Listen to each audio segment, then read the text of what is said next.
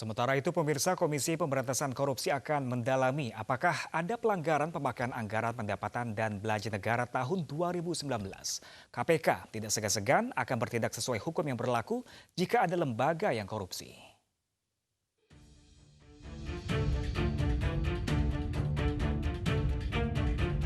Badan Pemeriksa Keuangan BPK menemukan 5 kementerian dan lembaga yang menggunakan rekening pribadi dalam pengelolaan dana dari anggaran pendapatan dan belanja negara tahun 2019.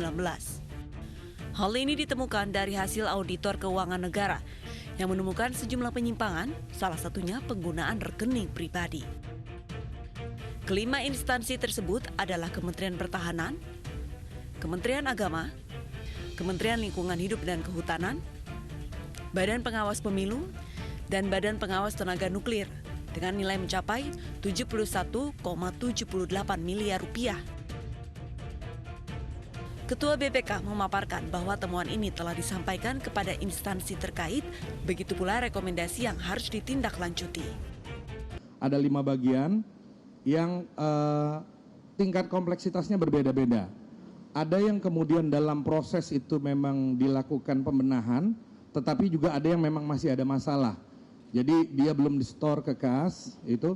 Ada yang kemudian walaupun itu pakai rekening pribadi, namun demikian dia merupakan bagian dari kas yang disajikan dalam laporan keuangan. Tetapi ada yang juga di luar itu.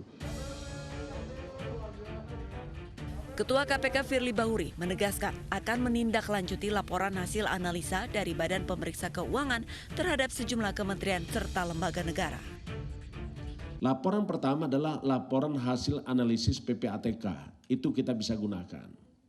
Yang kedua adalah laporan hasil pemeriksaan yang dilakukan oleh BPK RI. Ini sumber informasi yang kita dapatkan.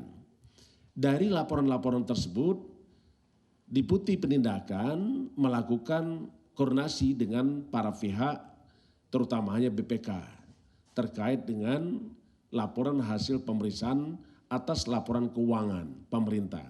Apakah itu pemerintah pusat, apakah itu kementerian lembaga, itu sejauh ada laporan hasil pemeriksaan BPK, itu kita tindak lanjuti. Berdasarkan laporan hasil analisa BPK, KPK akan mendalami adakah indikasi perbuatan pidana atau kesalahan administrasi.